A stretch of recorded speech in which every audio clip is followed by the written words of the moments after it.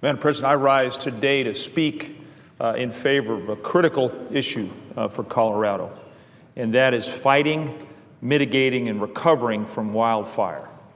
Recent history has shown my state that there's no greater threat to our communities, water supplies, and our special way of life than wildfires. Successive megafires over the past few years have broken records faster than they could be written down. And even today, flash flooding in recent burned areas is a reminder that after the embers of wildfires have cooled, their destruction lingers for months and years. Madam President, I used to joke that Coloradans were strong and prepared for anything, come hell or high water. But I had no idea that the past several years would bring both, with modern megafires and floods devastating thousands of households and businesses. We've endured these tests, and we have communities all over the state, like the Black Forest, that are rebuilding. But Madam President, these recent disasters and the fires burning today in Colorado, California, Washington, and across the West show that the status quo is unacceptable. And the cost of inaction for homeowners and first responders alike is too high to not act. And that's why I've come to the floor today to speak in favor of a few smart, bipartisan, and fiscally responsible bills that are in front of our Congress right now. These bills, taken together, address wildfire in a comprehensive way by attacking the problem before, during, and after a fire. So if I might, Madam President, I want to share some of the elements in these important pieces of legislation.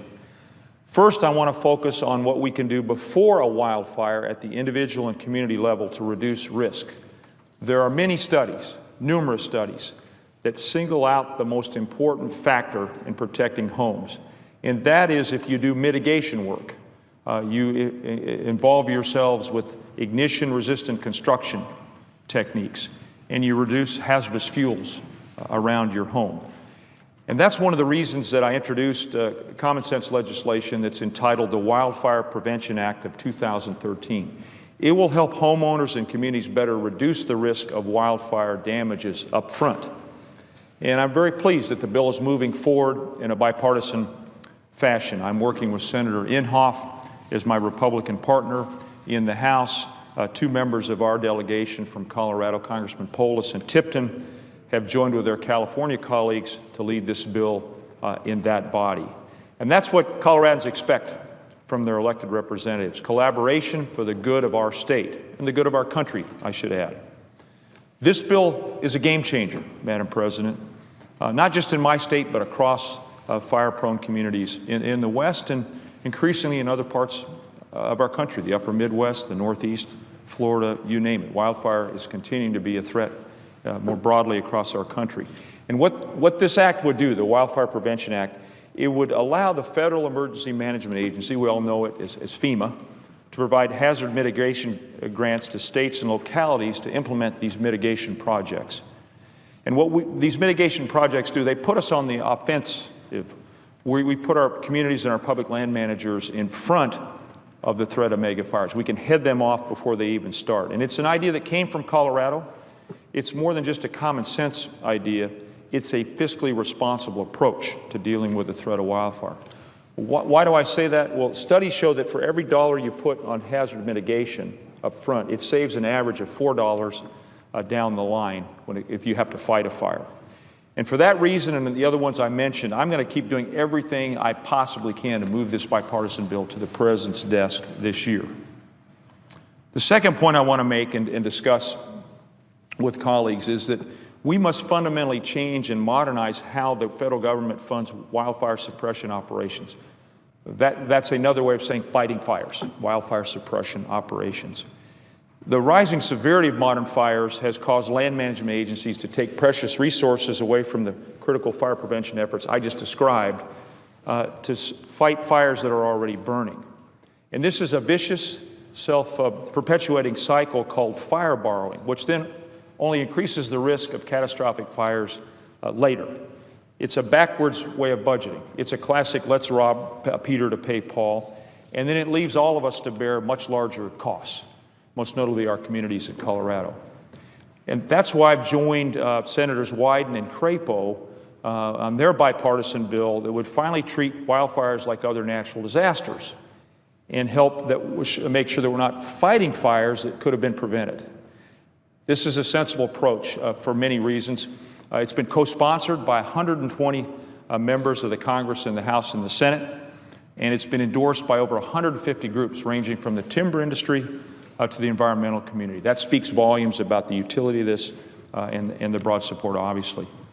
My hometown home state newspaper, the Denver Post, put it this way earlier this month, quote, "Using disaster fund money for wildfires could solve a lot of problems long term, and we hope Congress sees it that way."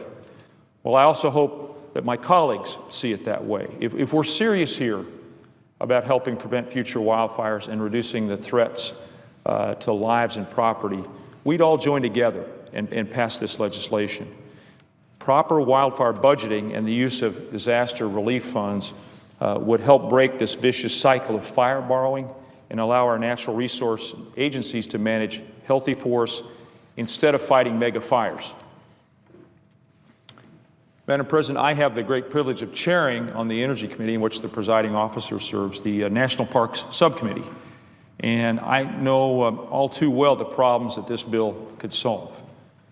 If we adopted this measure, this new way of wildfire budgeting, we could ensure that the resources that are available to our National Forest supervisors to reduce hazardous fuels, provide quality recreation experiences, and provide a timber supply to sustain a diverse forest products industry would have certainty, would be there for the uses that we need them to be there for. And we can do this also while upgrading our safe modern air tanker fleet in such a way that we keep our communities and firefighters safe. So this legislation I just described is in the emergency supplemental appropriations measure before the Senate here today. And we really need to pass it. It's crucial. It's an opportunity we have to grab. And in the Supplemental Appropriations Act before this body, there is $615 million to prevent fire borrowing this year, get resources on the ground fighting these blazes, and help our resource agencies plan into the future. Now, I know House Appropriations Chairman Rogers, and the presiding officer and I both know Chairman Rogers. He's a thoughtful member of the House. He did say that he did not include wildfire funding in their supplemental because, in his words, there is no urgency for such money. I have to respectfully disagree with my friend Chairman Rogers. And I know Coloradans, as well as the people of Washington State, California, and many states across the West would not only disagree, they would strenuously disagree. And I'd invite Chairman Rogers to come out to the West and see firsthand how urgent this situation really is for our communities.